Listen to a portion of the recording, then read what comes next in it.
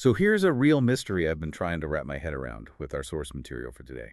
We're looking at impaired driving in Oregon. And the question is, why do responsible people, good people, make this one terrible decision? It is a paradox, isn't it? Because we have this image of an impaired driver as someone who's just reckless. But the research shows something else entirely. It rarely starts with recklessness. It starts with confidence. That little voice that says, I'll be fine. That's the part that's so wild. You'd think as your brain slows down, you'd feel less capable. But the source calls this quiet impairment.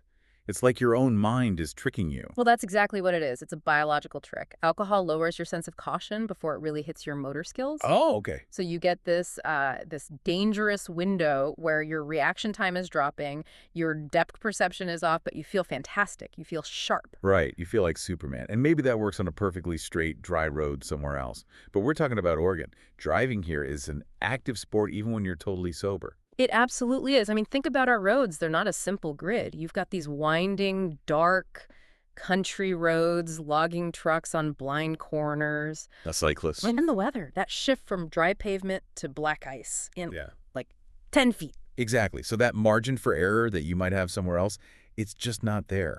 The road doesn't care how confident you feel. A split-second delay in your reaction, and that's it. And when that happens, the consequences are immediate. But I think you're right. We should probably move past the idea of flashing lights and arrests. That's the fear theater, as the source calls it. Yeah, and that stuff doesn't really work. What's more powerful and frankly more haunting is the ripple effect. The things that happen long after the sirens have The faded. invisible aftermath.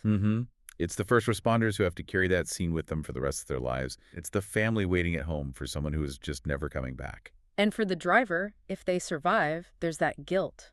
Knowing one decision, a single moment of feeling fine, changed everything for so many people. That's a weight that I can't even imagine. And it lasts forever.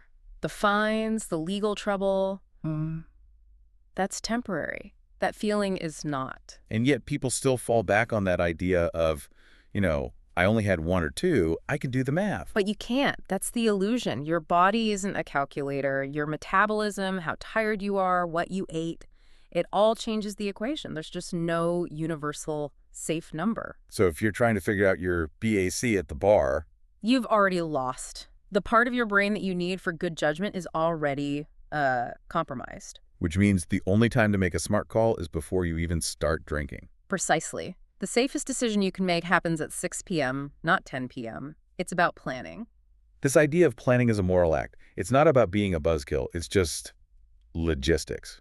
And today, with ride shares and everything else, the logistics are pretty easy. They are. I think the harder part is social. It can feel awkward to be the one to say, hey, let's just get a car. But that's not being awkward. That's being a leader. That's a great way to put it. You're giving everyone else permission to make the safe choice, too. Yeah. You're making it normal. It creates a culture of care, You don't have to be perfect. You just have to be prepared. So it really all boils down to that one moment. It's not about shaming anyone for having a drink. It's about completely separating that act from the act of driving. Exactly. The source ends on this one thought that I think is so important. You don't have to be perfect to save a life. You just have to pause. That one moment. Before you reach for the keys, that's when you ask the question. And that pause is everything. Drive sober. Plan ahead. Thanks for diving in with us, and please, stay safe out there.